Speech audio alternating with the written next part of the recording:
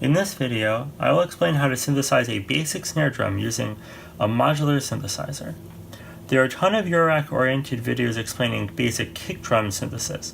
This makes sense, since it is the easiest drum sound to synthesize using the basic synthesizer building blocks. However, the snare is just as integral to percussion sound, and it's hardly any more difficult to create.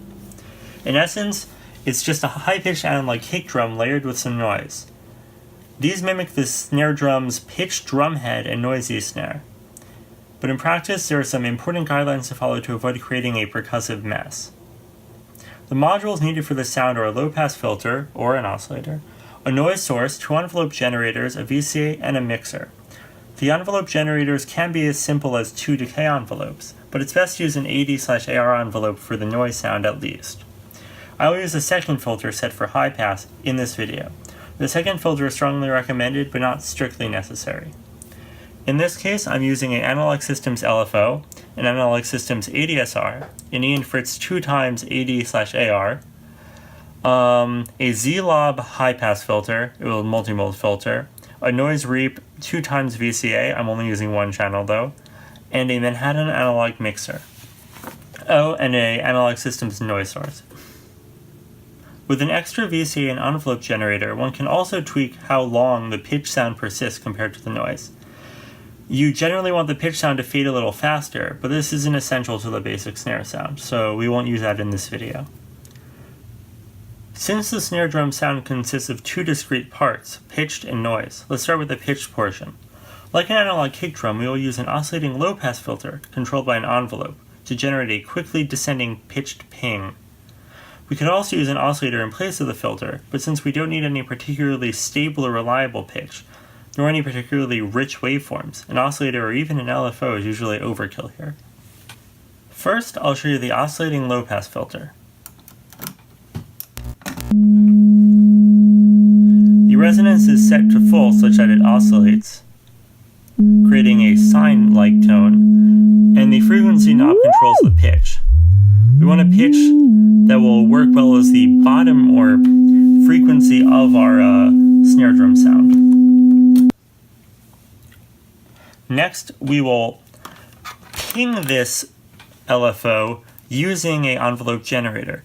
That will give us its a really percussive and transient sound.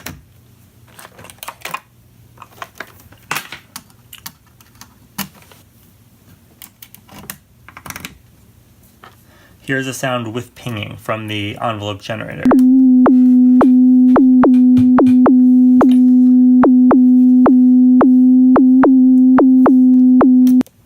However, we don't want the sound to be continuous, so we'll run it through our VCA and control it with an additional envelope generator.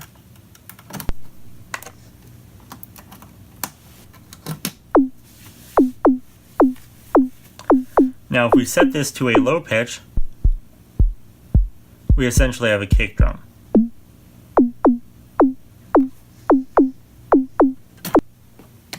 Next, for the noisy snare portion of the snare drum sound, we'll patch the output of our noise module to the input of our VCA and modulate that VCA via our envelope generator.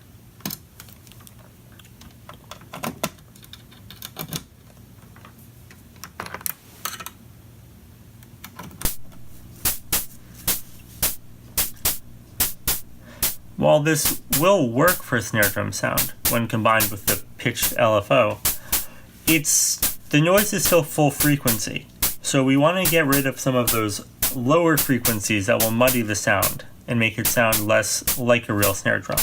We'll do so with a high-pass filter.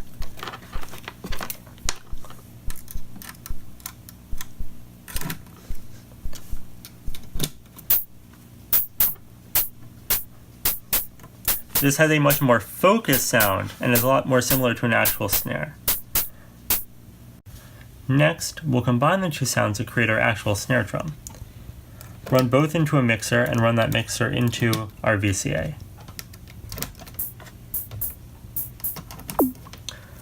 We'll adjust the levels to get something most like a real drum.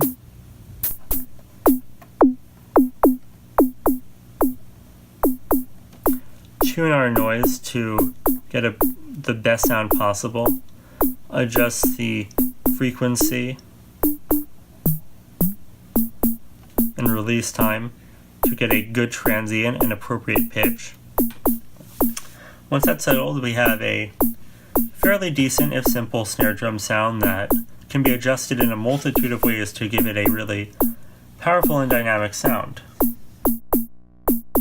Well, our snare sound is nice, but it is very dry.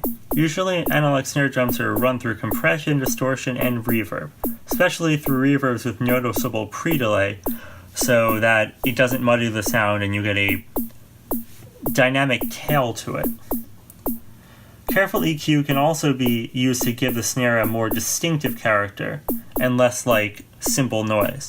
Filtering does not do that sufficiently in most cases. Here's an example of our snare drum run through some light distortion and a digital reverb.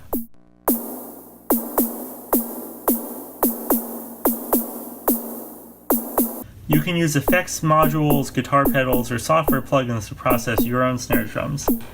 What's best for you really depends on your setup and whether your modular is a more performance or more studio-oriented tool really.